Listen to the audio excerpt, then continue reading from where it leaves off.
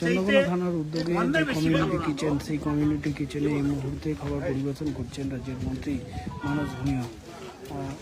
চন্দ্রকোনা এক ব্লকের যে মনসাতলা চাতাল, সেই মনসাতলা চাতাল এলাকায় একটি আশ্রমে এই কমিউনিটি কিচেনের আয়োজন করা হয়েছে।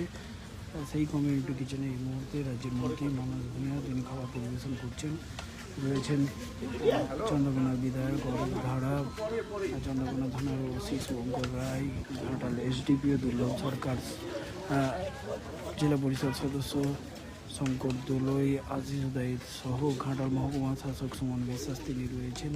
এই মুহূর্তে খাবার পরিবেশন করছেন রাজ্যের মন্ত্রী।